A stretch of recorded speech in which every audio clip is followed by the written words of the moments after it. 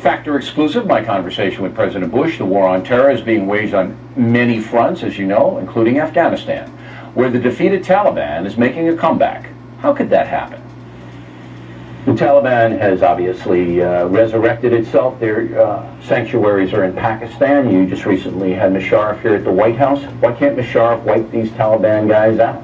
I had a very good discussion with both President Musharraf and President Karzai at the same dinner table.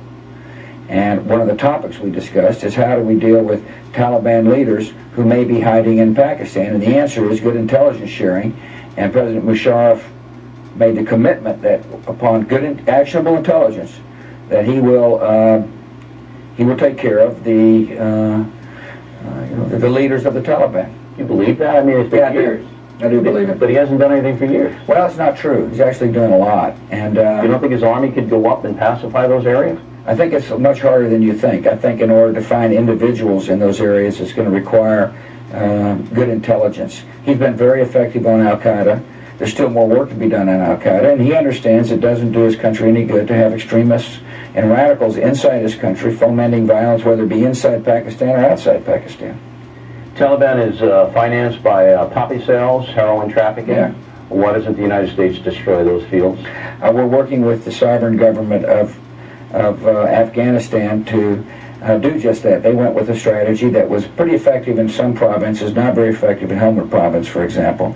I spoke to President Karzai about this. I said, look, it doesn't make any sense for us to be trying to help your democracy succeed, and you've got major poppy growers growing. And so they've got a new eradication program that he's going to try out this upcoming year.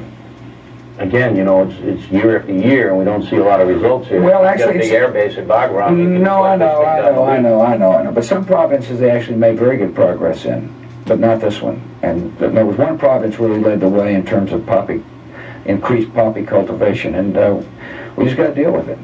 All right. I think the bottom line is this crazy insurgency on the Islamo-fascists, as I call them. It's never going to end. Well, I think our lifetime. Well, I think that's an interesting question, an interesting point. The question is, how do you marginalize them? Right. How do you control them? I think this is the big ideological debate of the 21st century, and that is extremists, Islamo-fascists, as you call them, radicals, aiming to topple moderate people. And it is a massive challenge for the free world and for Muslims who want to live in peace. Sure. By far, the vast majority of people want to have a peaceful existence. But they're scared. Yeah, they're scared. Guys will kill you and your family and every kid you have. In a minute. In a minute. And that fundamentally, that means what's the U.S. role? Not only will they kill their families, they'll come and kill us. The biggest issue we face for this country is how do you protect yourself?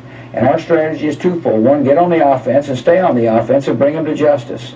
When we find them, bring them to justice. And secondly, defeat their ideology by helping moderate people, particularly in the Middle East, to come up with competing systems that actually speak to people's hopes and aspirations. And I've been widely criticized for promoting liberty, but I believe it works as an antidote to the dark visions of these radicals. And I know this: if the United States becomes isolationist and pulls out, a generation from now, people say they lost their way. They forgot what caused America to be created in the first place. They lost their faith in liberty. But in the back of your mind, there must be some Muslims want Sharia. They don't want democracy. They want to be in a theocracy. They want to be told what to do. Some do, but it's a small number compared to the vast majority of people who just want a peaceful way. They want to be able to practice their religion. See, this is not a struggle of religion, in my judgment. This isn't Christianity versus Islam. People in the Muslim world need to look at the United States. We welcome Muslim Americans. They're free to worship the way they so choose. This is a struggle between people who have subverted a great religion to meet their own ambitions and kill. I don't believe religious people kill innocent people. I don't believe that. I believe these are totalitarians who want to impose their vision on others, and they use murder as a weapon to achieve it.